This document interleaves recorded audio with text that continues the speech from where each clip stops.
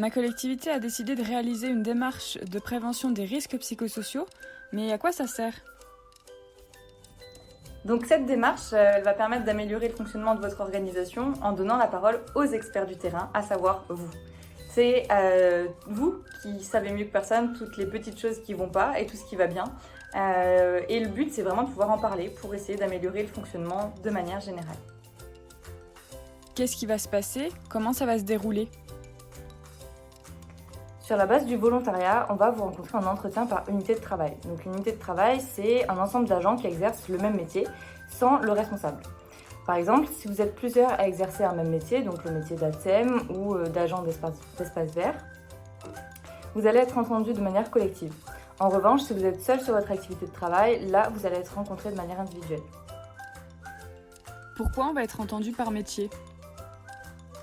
Ça va nous permettre tout simplement d'avoir des espaces de discussion du travail pour pouvoir réguler les différents facteurs de risque qu'on va pouvoir identifier. Et l'idée, c'est vraiment de pouvoir donner l'occasion à des personnes qui n'ont pas souvent l'occasion de parler de leur métier, de parler ensemble, d'échanger sur la façon dont on réalise le travail, sur les choses qu'on pourrait améliorer. En plus de réunir un collectif, ça va aussi permettre de trouver des solutions et avoir tout de suite le retour de l'équipe sur une situation de travail donnée. Alors de quoi on va parler durant cet entretien?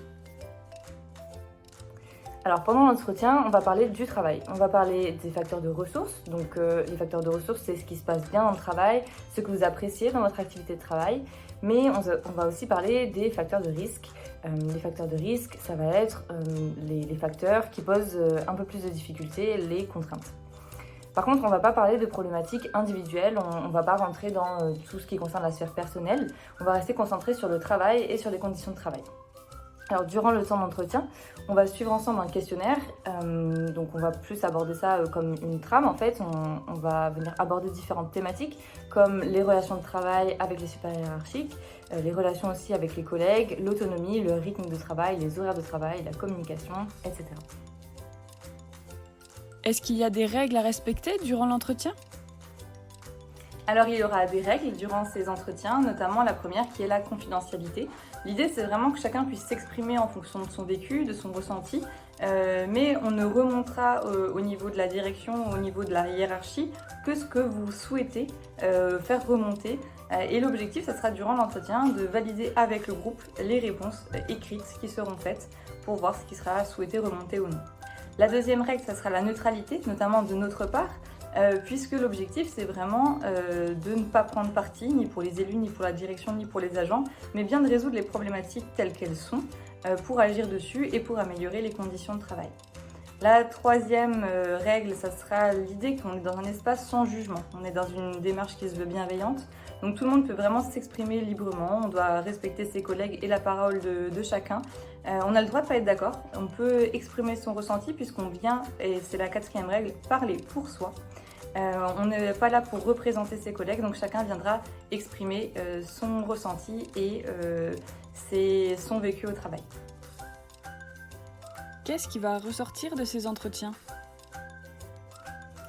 Alors, après ces entretiens, on va rédiger 2 rapports. Il va y avoir un rapport par unité de travail, donc par métier, et un rapport transverse.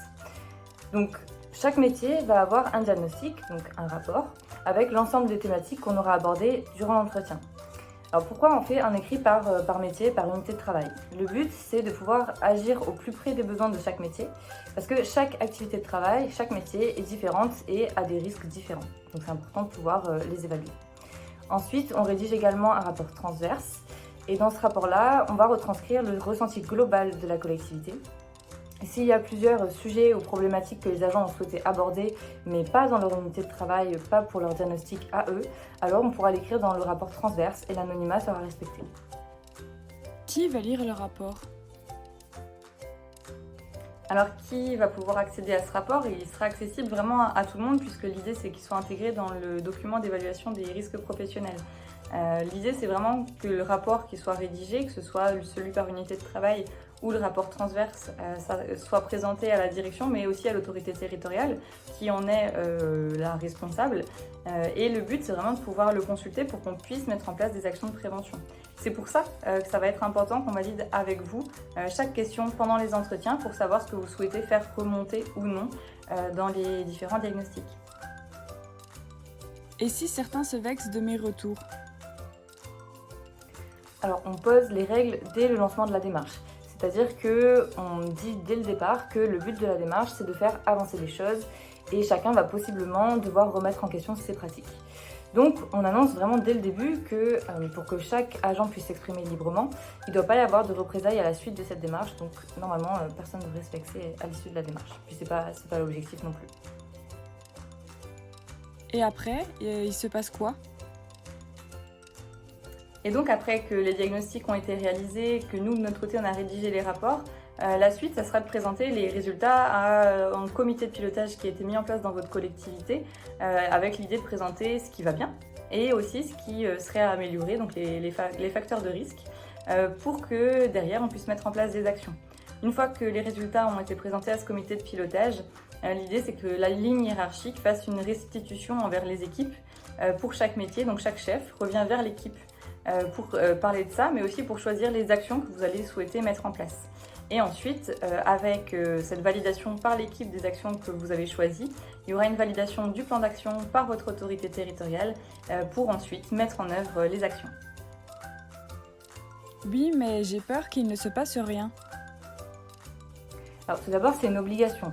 Une fois que la démarche est lancée, l'autorité territoriale doit mettre en place un plan d'action. Ensuite, si on a été contacté, c'est pour faire évoluer le fonctionnement et donc il y a une volonté de la part de l'autorité territoriale et de la direction de mettre en place des actions pour améliorer les choses. Et enfin, la hiérarchie est informée que si les agents se sont exprimés et qu'il n'y a pas d'actions qui sont mises en place derrière, eh bien on va avoir une forte baisse de la motivation et donc un service public de moindre qualité.